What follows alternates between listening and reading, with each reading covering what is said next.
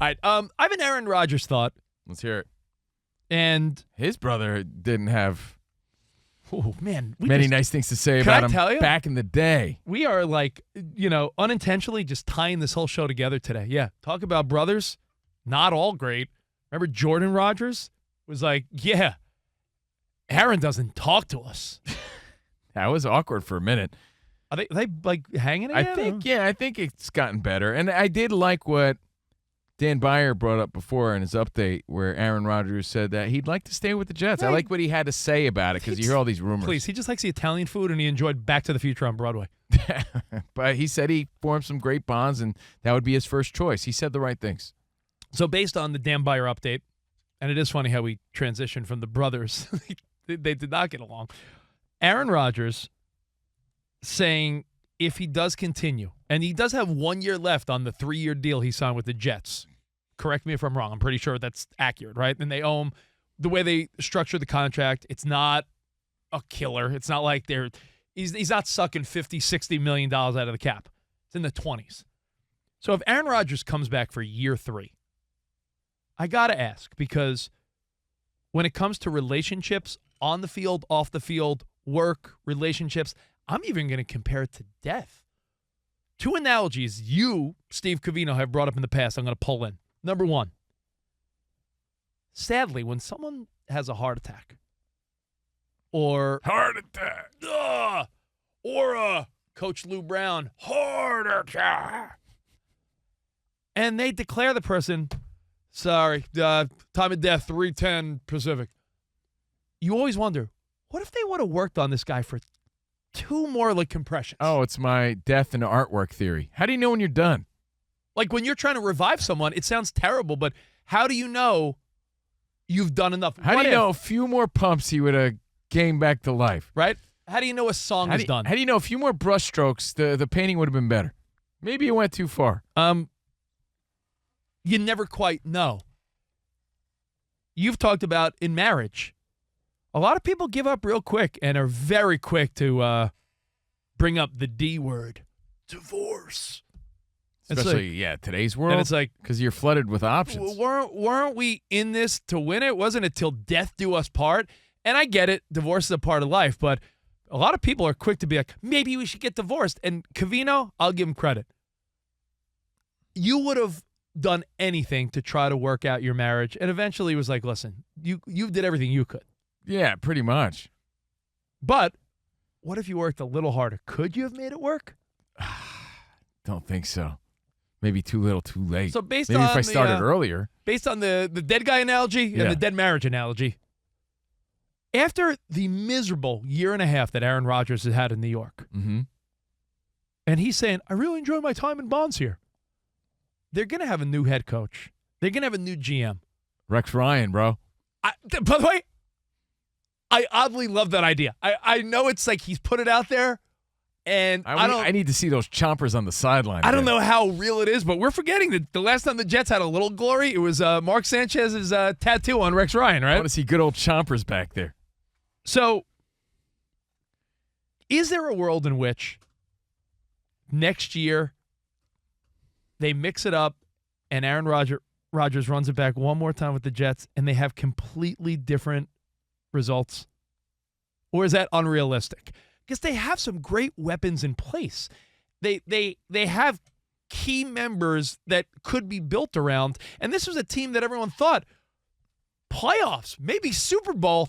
And the fact that I think so, Rich. It's not impossible. That's what makes a great story. And how many times, and that's why you love sports, because there's always these stories of worst to first. And man, just a year ago they sucked, and now they're slaying it. I mean, we talked about it's culture. Not impossible. We talked about culture changers. My buddy Rob hit me up last night. He's like, even though they lost, can't you just tell that the Chargers have such a different vibe with Jim Harbaugh? Yes. Yeah, I was thinking that last night. He goes, they were the most boring, blasé, the L.A. Chargers, who cares? And he goes, they have an identity now. And you saw Harbaugh did that with the 49ers. They took a team. Yeah, they're still 7-4. They're still doing good. He took a 49ers team that won a few games, and the next year, his first season, the Niners were 13-3. It always feels like the players that he's coaching buy into what he's selling. Mm-hmm. Yeah. So Danny G, when you have Aaron Rodgers, who will have by then fully recovered maybe from what still may ail him. He's a little slow out of the pocket these days. They have Breece Hall. They have some good defensive components. Devontae Adams is there. Is there a way that we just call this season a bust, refresh, and could the Jets be highly competitive next year? And it's an amazing story. Can you we'll run say, man, and we all counted Rodgers out, and look at that. Is there a way this is run back with any success, or is that such silly talk? No. I believe it's silly talk, but it's not impossible. There's been too many times we've seen that, and too many amazing stories in life and in sports where it's possible. But with the Jets, it just seems unlikely. Dan Byer. But if you get a new Harbaugh, you get a new coach in there that does change I feel like they have an identity, but change the culture of the team, then yeah, I think you're talking some sense. I think it's possible. DB, smack some sense into me or not. Could a culture change and some moves make the Jets suddenly real competitive next year? Is that a wild thought? It's not wild, but Aaron Rodgers wouldn't be there. You think he is just not part of the answer? Yeah, he is not. I He's don't not think part of Jets the fans. answer. Correct. Yeah. Right. For that culture change to happen, he's part of that culture, and he's made it his culture. He would need to leave. They've got talent. You just mentioned a bunch of names.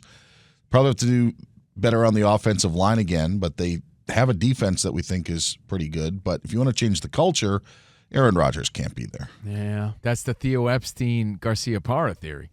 Remember? He's like, yeah. At least Garcia Parra was liked by the fans. Yeah, that is true. But he knew and had the wherewithal to say, but we're not winning with him.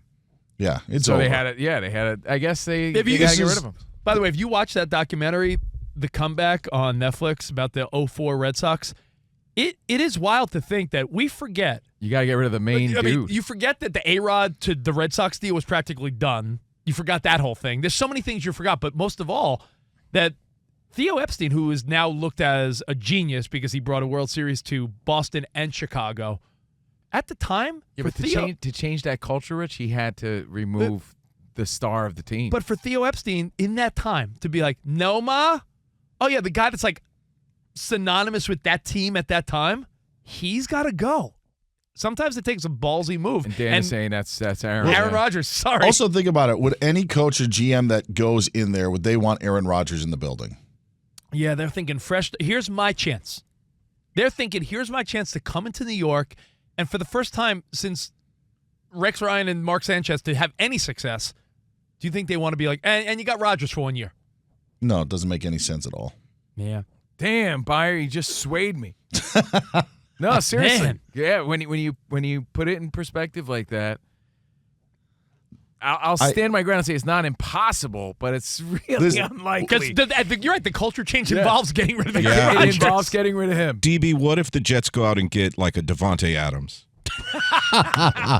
The funny thing with the clip, you know what this reminded me of, him talking like this, was how he handled his Achilles injury last year. There was no chance he was going to come back, but we heard updates, we saw him on the sidelines, we saw him throwing. Hey, if we're in the hunt with Zach Wilson as our quarterback, I could maybe come back. That really wasn't realistic. And so this whole thing is now, let's talk about me. I don't know if I'm going to retire. And I think that the pushback he's going to get from this, opposite of what they had hoped last year, I think he's going to realize that he's not wanted in New York. Dan Byer, Another great point. damn it, when he nails it, he Yeah, that nails was it. another great point. I forgot about that drawn out, he might come back last year nonsense. DB should just drop his mic and go home. Yeah, honestly, DB. Yeah, have a good night, man. Yeah, Yeah, see good you night, guys man. later. Dr. Love will be here taking over for me.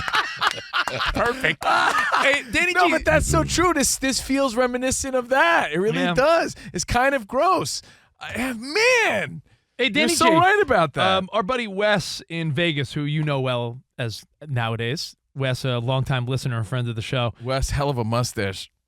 Wes was saying, Danny G, culture change could happen, but if the roster of talent's not there, that culture change lasts for so little. Like, you went from McDaniel to McDaniels to Antonio Pierce. And at first it was like culture change, but then at some point it's like, well, you need the talent as well. So the roster also needs to be in place. I also think that you need a clean sweep because part of the problems inside the Raiders facility right now, they have leftover McDaniels guys, and now they have Pierce guys trying to coexist. And as much as that could be a temporary thing, it can't work in the long run a lot of times, and we're seeing that play out right now in Vegas. Could I give you the most real-life silly analogy?